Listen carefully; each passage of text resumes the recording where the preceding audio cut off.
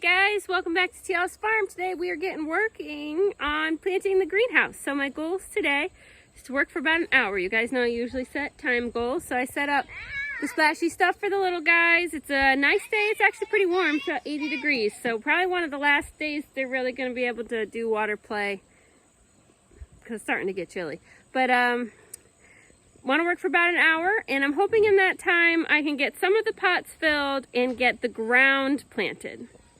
So if you remember from the last video we had about the greenhouse, we got this all cleaned out.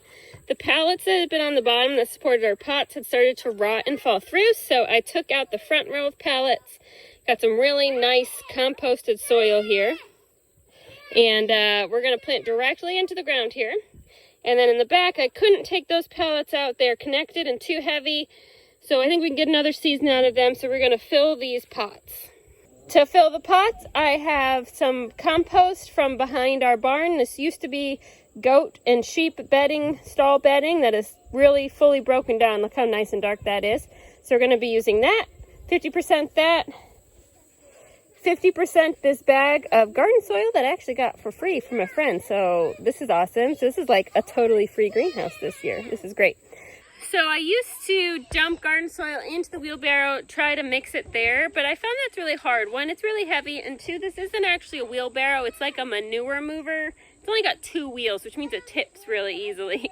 So I found it easier if I put the compost in the pots and then put garden soil on top of that, and then kind of try to mix in the pots. It doesn't get it perfectly mixed, but it gets it pretty well, and it grows fine. So if you're watching this being like, why doesn't she just mix it together in the wheelbarrow? It's because this bad boy here tips really easily because he's a 2-wheeled whatever. I don't even know what you technically call it, but I know it's for manure, so it's just not a good mixer medium. So we're gonna go ahead and get at least that part done, and then we'll see how much time we have left to see what we can get in the ground in the front. We purposely stack our homeschool year so that we're doing school in the heat of summer when most kids are taking a break, so that on really nice days like today, when it's hot but not so hot you can't stand it, we can spend most of the time outside and not have to worry about getting all of our hours in by the end of the year because we have a whole bunch already stocked up from the summer. So while the kids are busy, I get ready to go. I always get comments in the video about not wearing gloves. I actually do usually wear gloves when I work. The problem is when you're trying to vlog and work at the same time, you always have to take the gloves off to start and stop the recording. And so a lot of the shots that I get, it's just without gloves on because I'm messing with the camera, and then I turn off the camera for a while and just work, and I can wear gloves pretty easily. First step here, we're going to get the composted material into the bottom of all of the pots. Gonna fill them about halfway up with this material. I got lots of it, so I can go get more if I need it. This is all left over from when we built our no-till garden. If you remember how long it took me to clear out that deep bedded stall, this is still material from that. Built a whole garden with it. Still got a whole pile left over. It looks great. It's nice, dark, and rich, well broken down. And now we're gonna top it off with some garden soil. This will just help kind of level out the pH of the compost. It also makes sure that we're not lacking any nutrients. So we're gonna fill up the pots the rest of the way with the garden soil. I don't have a good scoop for this, so just gonna use an old cat food dish, which works just fine. And once we get everything filled up, we're gonna go ahead and just hand mix it. It's a lot like making a cake. We're just kind of folding it over. Don't need to overwork it, just wanna get it mixed up nice. Once we have all of those pots done, we are ready to plant into the ground. I'm going to bring this old tire in to give us a hand with the potato that we're going to plant to make sure we have a nice border so it's easy to tell where the potato has grown and where to dig it up. Okay, here's where we're going to plant. The chancy one, I don't know if this will actually work. We're going to plant this potato in the tire I rolled in there. See if you can plant a potato in the fall and have it grow in a greenhouse. I don't know if that'll actually work, but we'll learn together.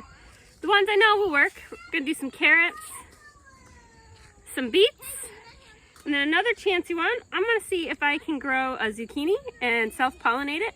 Or not self-pollinate, but like pollinate by hand in the greenhouse. These are all things that we're going to plant directly into the ground in the greenhouse. And I will plant the pots later. That'll be like more like spinachy type leafy greens. But today we're just going to use the last about 10 minutes we have to get these things in the ground. Now that I'm digging in the dirt, the little ones want to come help because this is the fun part.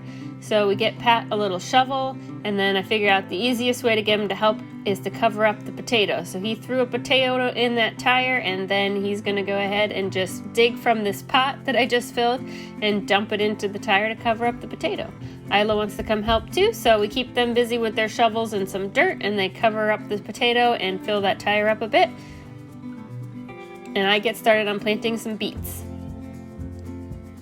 We're going to direct sow into the ground this year. It's the first year we've tried this in the greenhouse. We've only done pots in the greenhouse before, so I'm interested to see how well this actually works. I do one row of beets along one side of the door, and then I do a second row of beets alongside the other side of the door. It'll give us a nice path through the middle so we can get to the pots in the back. Daddy. The construction manager can never keep his hands off the equipment, so quick reset, and we're going to go ahead and plant some carrots. I mix in a bunch of the compost because carrots like a fertile soil. They also like a lighter soil, so hopefully by mixing this all together, it'll give a nice grow medium for the carrots. We go ahead and top it off. I always overplant carrots and then thin them out later. Those seeds are so tiny, you'll drive yourself crazy trying to get your spacing right. And then the back corner, I'm going to plant one pile of zucchini seeds, so 2 to 3 seeds in a little pile, and then I'm going to do the same in the far corner. Again, we'll thin those out depending on how well they sprout. I'm interested to see if those are able to get big enough to actually produce some zucchini. We're going to go ahead and water everything down nice and wet. The trickiest part about planting in the fall is not only the kinks in the hose, which drive me crazy, so we'll get that fixed, but it's also that it doesn't rain very much. We're not going to cover the greenhouse yet to take advantage of any rain that does come, but in between we're going to make sure we water every day so that we get nice sprouts on all of our plants.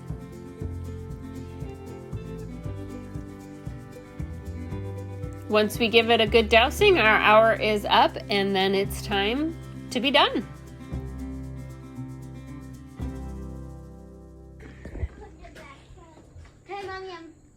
Okay, that's all she wrote. I think we're good. I think that's a really good head start. We'll plant pots later this week, and we're going to wrap it in about 2 weeks, and we'll make sure we take you along for both those adventures. Thanks so much for watching.